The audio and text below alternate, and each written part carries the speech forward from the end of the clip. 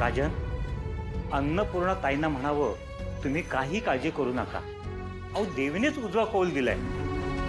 तुमची बायको, तुमची मुलगी सुखरूप आहेत. आता देवीनेच कौल दिलाय बोलल्यानंतर घाबरण्याचं काहीच कारण नाहीये.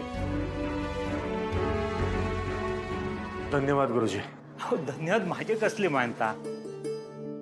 माझं ह्याच्यात काहीच नाहीये. जे काय आहे ते आई तुळजाईचंच आहे. जे काय घडतंय, घडलंय आणि घडणार आहे त्यामागे त्या देवीचीच काहीतरी योजना आहे. ती सारं काही पाहते. तिच्या इच्छेशिवाय काही घडत नाही. आपण माणसांना हे कसं कळावं बरं? आपण फक्त तिच्यावर विश्वास ठेवून पुढे जायचं.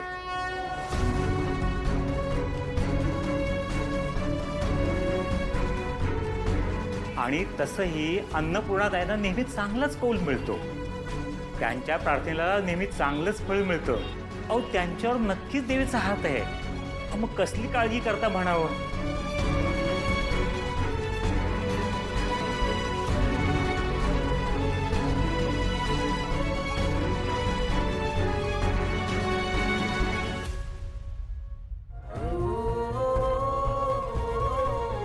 तुझी लीला अगाध आहे. अशीच त्या दोघींवर कृपादृष्टी ठेव. आणि एकच मागणं आहे आई तुझ्याकडे, त्या दोघींची आमची लवकर भेट घडव. एवढीच कृपा कर आमच्यावर आई.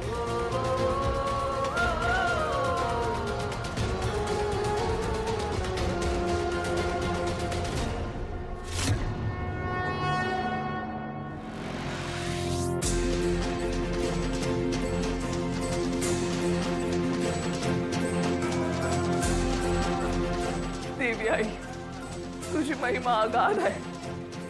तू हे मुद्दाम करते असतं. आज इतक्या वर्षांनी हे माझ्या इतके जवळ उभे होते, पण आज मला जाणवलंय का जेव्हा जेव्हा माझ्यावर आणि कमळीवर कुठलं संकट येईल तेव्हा तेव्हा तू आणि हे देवी आमच्या पाठीशी उभं असाल. हे आम्हाला कधीच एकटं पाडणार नाही. तुझे लय उपकार झाले ग देवी आई.